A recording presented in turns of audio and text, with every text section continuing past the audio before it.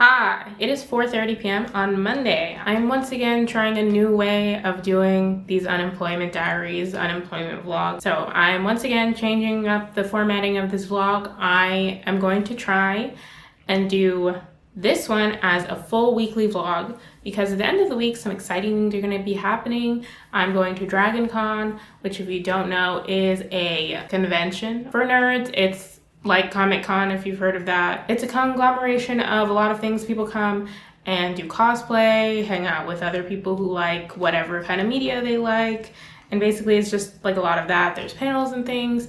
I went last year and got COVID. So this year we're looking to not repeat that, but other than that, I did have a good time. This year I'm going for less days than I went last year. Last year I went the whole weekend. It's technically 5 days, Thursday through Monday. I went a little bit on Thursday, and last year I didn't attend Monday at all. That's when I started feeling sick. And it was also raining a lot, I think. So cross your fingers, it's not raining this weekend. It is supposed to rain this week, but it is supposed to clear up by Friday, I think. But yeah, that's happening later in the week. I wanted to use this week to get like a lot of stuff done before the convention, just in case there is a repeat of last year and I'm like not able to do things afterwards. And like also just, it's a tiring event. I want to be able to give myself some rest.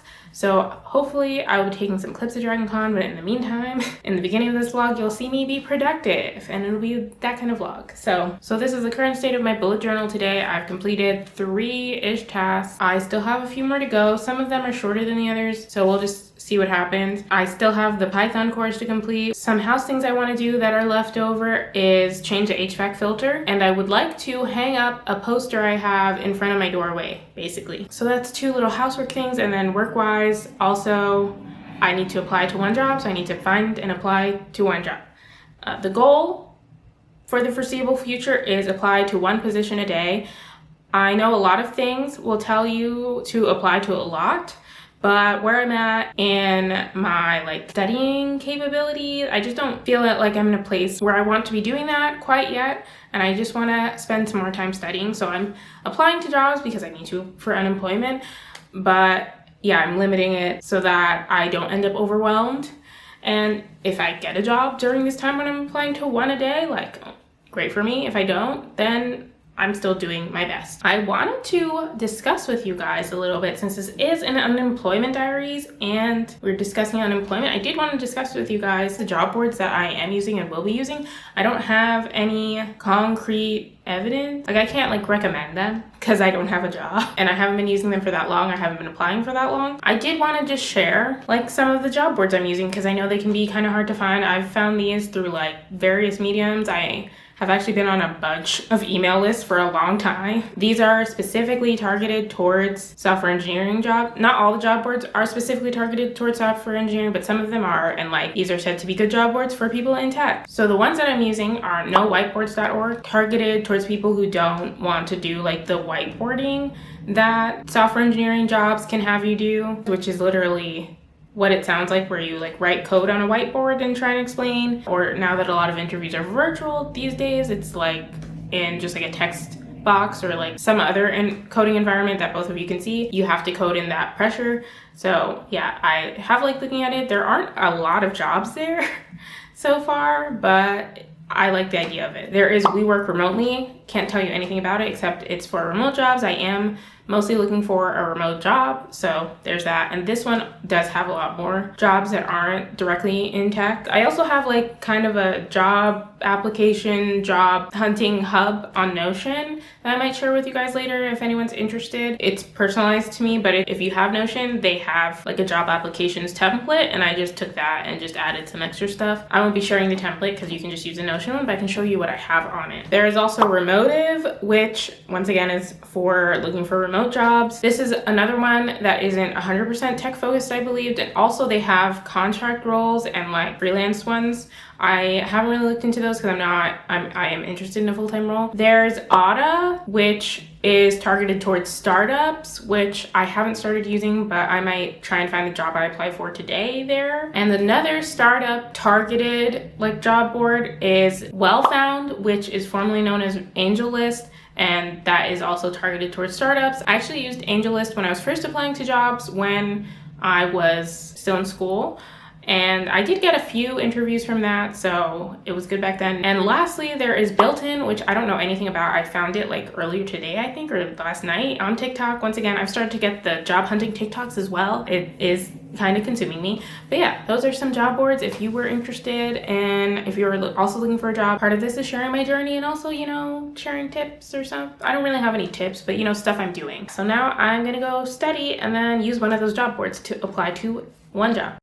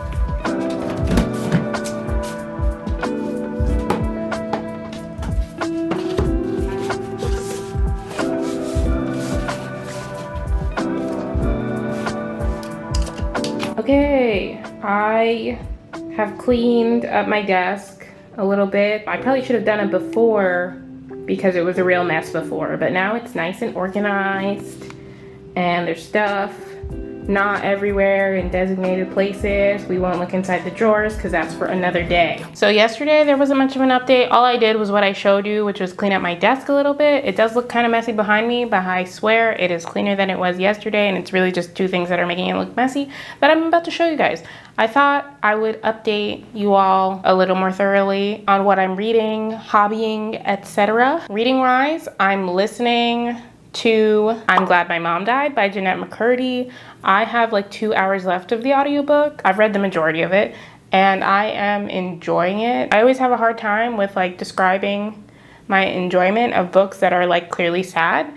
If you don't already know, which I'm sure you do, I'm Glad My Mom Died was incredibly popular last year because, you know, the cover and the title, and it's basically about Jeanette McCurdy, who you probably know from iCarly, how like growing up as an actress, and basically how she didn't really want to do that, and it was her mom's dream for her, and her mom like put a lot of unhealthy, just the start of it, ideas, and did a lot of like unhealthy and like abusive things with her children, and specifically Jeanette McCurdy. There's just like so much in there, and Jeanette McCurdy talks about her struggles with like everything her mom did to her, basically. I'm learning a lot about her. I really didn't know too much about her. I'm now on the chapter where she starts talking about working on Sam and Cat, which is like a spin-off of iCarly. There's some things in here. She doesn't name everyone, but it's pretty obvious who certain people are. She describes her first boyfriend, who people have basically guessed who it was because she describes an incident that happened with them. Like, it had to do with the paparazzi, so obviously there were photos, so people know who that is. And then also she refers to the creator of iCarly and like all those shows. Tucker's playing with some toys and stuff, and it's really loud, so forgive him for that. She refers to him as the creator, and it's literally obvious who that was because we all know who created that show. There's a lot of speculation about what he did when he was working on these shows, especially with young children, and she so far hasn't referred to anything incredibly like damning, but there's still like very uncomfortable stuff and very inappropriate things happening along with that, and just like all the inappropriate things she dealt with basically as a young star at Nickelodeon.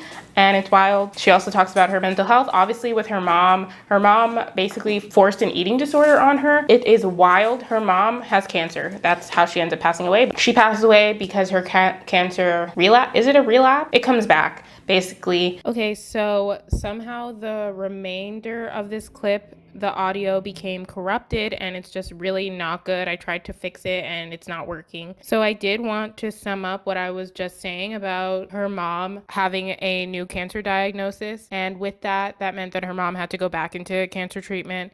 And also during that time, Jeanette was away and was going to be away from her mom, which meant that the majority of the treatment was taking place with them being separated. So once Jeanette McCurdy comes back and goes to see her mom after the start of her cancer treatment and some time away, the first thing her mom says to her after seeing her is a comment about how much weight she's gained now that she's not following the strict diet plan her mom had her on, because her mom and her weren't in the same place, basically. And I just thought that that really exemplified their relationship and the toxicity of it from her mom to her, basically. I did have more to say about I'm glad my mom died, but I don't want to just have a 10-minute clip of my voiceover.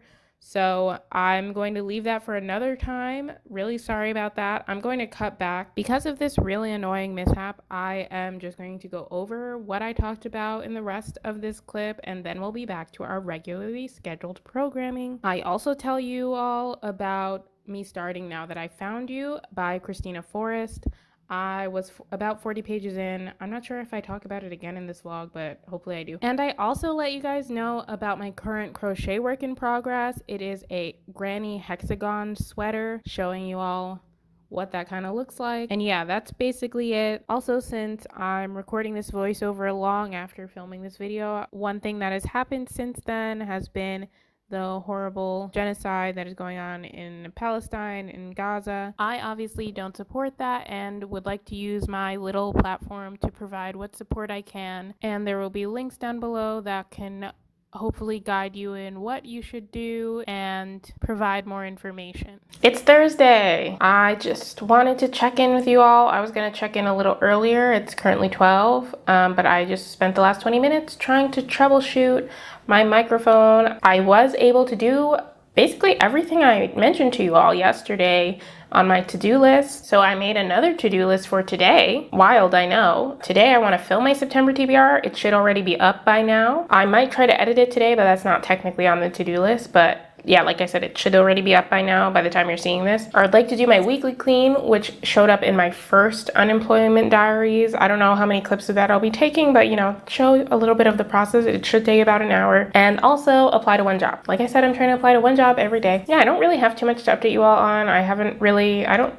think I read it all yesterday or this morning. I did do a little bit more of crochet, but not enough to show any progress. Right now, I'm planning to clean up my room a bit so I can film my September TBR. It's gonna be a cats choose my TBR, or partially cats choose my TBR. So I have to like move some stuff around and get like set up for the cats to choose and film the rest of the clips with this mic, hoping that it doesn't do the weird staticky thing again, or else I'll be really upset. I might not use the mic, I don't know.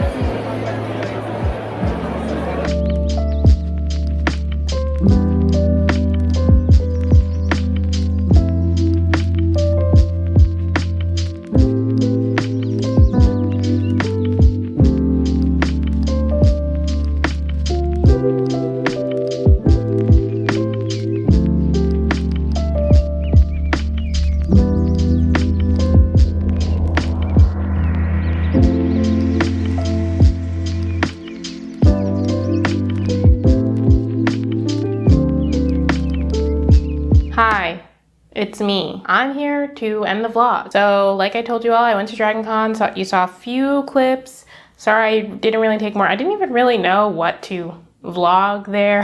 It ended up being a nice time while I was there. I don't think I attended any of the panels again, but I did go shopping, which I will show you the results of. They have both a vendor floor and an artist alley. Those are basically the only places I took clips of. So I'm going to show you the results of that.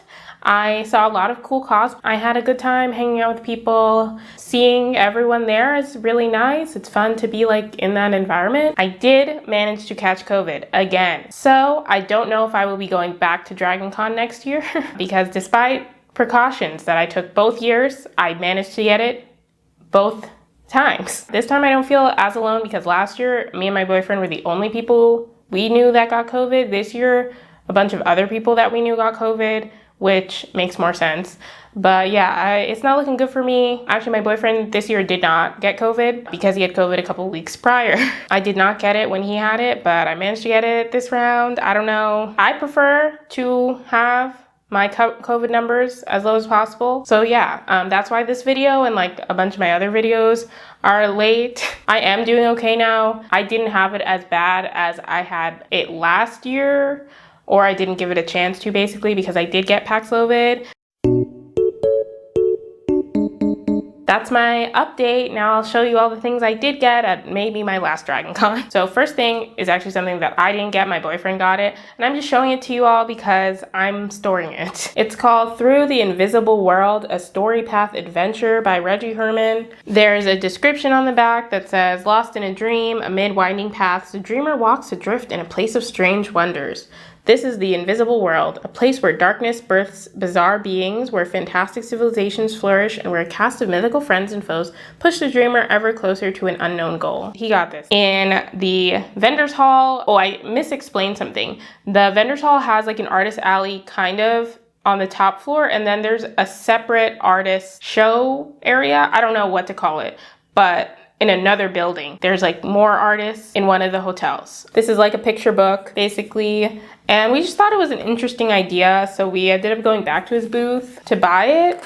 And the author signed it and drew a little doodle. This is kind of what the artwork looks like. And there's like a little fold out thing. Basically the fold out thing is to kind of keep track of these like special characters. Like the main character we call the Dreamer, and there's some other special ones. And it's like a story path where you kind of just follow the main character along the path that she's going. I'm really bad at holding this. You see her like falling down these stairs and everything. You just like follow her around it, and that's like the story. It's a picture book for kids. I would recommend it. It seems fun. There's like a little description in the beginning of each picture, kind of. Like, those are words. So a parent could read that to the kid, and then you just follow along with the pictures. And I've already read through it, I guess, and it's just cute. I enjoyed it, and good for this author, I guess. Next, I'm showing you things in the mystery bag. I just had everything laying around for like the weeks that I was sick, and so I just stuffed everything in this bag because obviously I bought things at different times of the day. I was there 2 days, like I said. So I just like had it all like around. So I needed to stuff it somewhere, but I knew I was gonna wanna film this like haul. So I had to like keep them consolidated in one place so I could show you all. So I'm just gonna pull things randomly out of the bag. So I'm gonna try and do, I guess, the artist alley place first. So I got 2 things from the artist Naomi Vanderin. I remember seeing her last year and I thought her stuff was a little more expensive than I was willing to spend, but my boyfriend was really nice and he bought me this print. It's just like cats in like this botanical area kind of, and I'm a sucker for cats in places in artwork. I wanted to get this book that she wrote just because it looked fun. I think it's a YA probably. It says Naya is a young teen who has been hiding from her past and her unkind uncle most of her life until she befriends a fox dragon named Aru. When the last of the magic orbs that once ran their city is depleted, she faces her fears and embarks on an unexpected journey into the heart of the jungle to save her city. Along the way, Naya discovers her own self-worth as she and her fox dragon navigate the treacherous jungle and learn of her own relationship with the world's magic. It's called Naya and the Fox Dragon. I realized I forgot to say that. This is what the cover looks like. Yeah, I was just really enjoying her artwork. I bought the book. I like books. The book was cheaper than this print, if you can believe it. And then because the combination of this print and this book put us over like a certain buy limit, we got a free print, which they just, I think, pulled out at random, but it's pretty cool. And it was nice that they combined our purchases like that because we didn't use the same card or anything, but they knew we were together. So I forgot, I should have shown you this first. This is the Dragon Con program. And yeah, it just tells you all the people who will be there, not all the panels, because that was like really subject to change, but most of the people. And the Dragon Awards, which is mostly books. Interesting things of note. Best fantasy novel was Book of Night. Best science fiction novel was Leviathan Falls. Oh, this was 2022. But that's interesting because isn't Leviathan Falls pretty old? But yeah, that's the program. We're sticking with the Artist Alley theme. I got some prints from Sang Lam Art. These are postcards actually, but I'm just gonna stick them on my wall so they're prints. The other thing I got from that same artist is a sticker sheet. I have already used one. It just looked cute.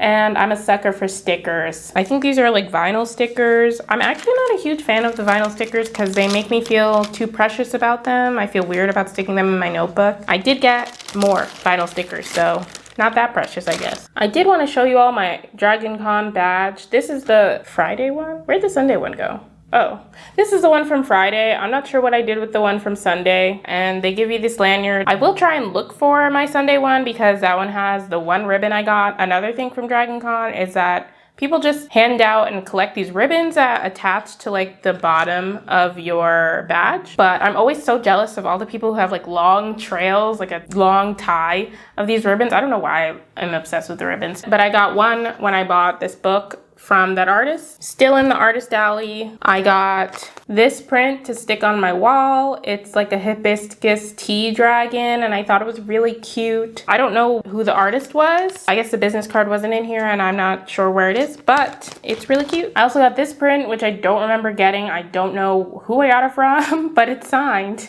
Maybe my boyfriend got this and it got mixed in with my stuff. I'm not sure. I got 3 prints from this artist called Rosie Boo. Once again, more prints for my postcard wall. And I just thought these were really cute, kind of fairy core, I guess. I believe that these were probably like 3 for $20 or maybe 3 for $15 or something like that. There was definitely a deal, which is why I got 3 of them. If you ever want me to buy something, definitely give me any kind of deal. Even if it's not really a good deal, I will still buy it because I'm getting it on sale. Now back to the vendor hall, which I did wait multiple hours in line for.